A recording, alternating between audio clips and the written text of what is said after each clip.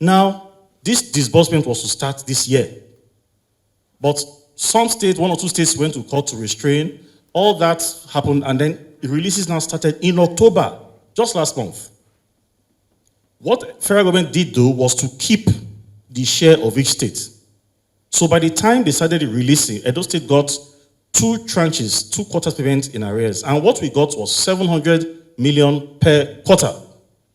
This is verifiable in our bank account just behind here at Sterling Bank. So we've received 3 quarterly releases so far, 700, 700, 700. That is what has come into the state coffers. And it is verifiable, it is in the bank. Office of the Accountant General has the records. So our share was 28 billion. Net is to be distributed over 5 years, quarterly. That will be 20 quarterly instrumental releases. 3 has come so far. Each has been 700, 700, 700.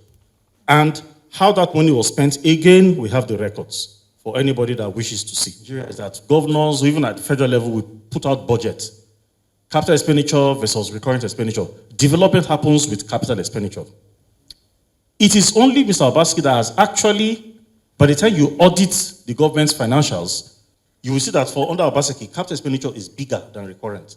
And last year, we almost closed out at 90% actualization of the capital expenditure budget. Now, this is the reality. And this, in fact, last week, the governor received an award on behalf of Edo State government from World Bank. They studied Edo State government, all the states in the federation, over the last 4 years. The program is called the States Fiscal Transparency, Accountability, and Sustainability Program. Federal government executed it with support from the World Bank. At the end of the program, they now gave governors awards. Edo State governor picked up an award for Edo State.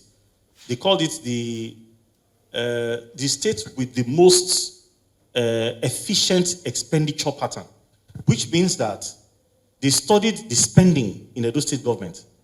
No padding, value for money, and you were actually delivering.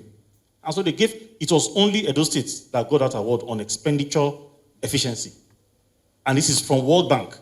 So we are not talking about some entity that you can go and say, come and give me this award. The World Bank gave that award to the governor last week.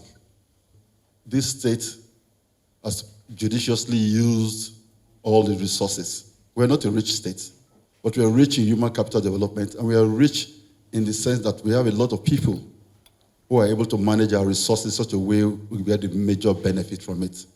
And that is why when the federal government a few days ago released the multidimensional poverty index, Edo was just among the best states not suffering from poverty because we are using our money properly.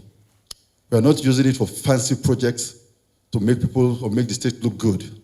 Instead, we're using it to build a system where people are taken care of to make sure that life is better for our people, not fancy projects.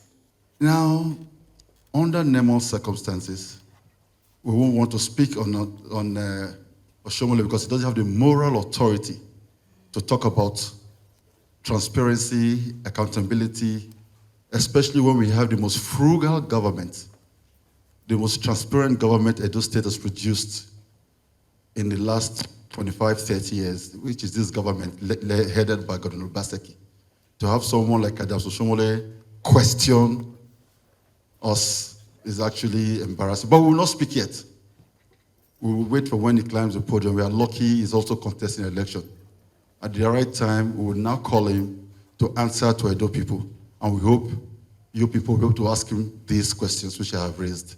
On an annual basis, our budget is usually between 250 billion and 300 billion.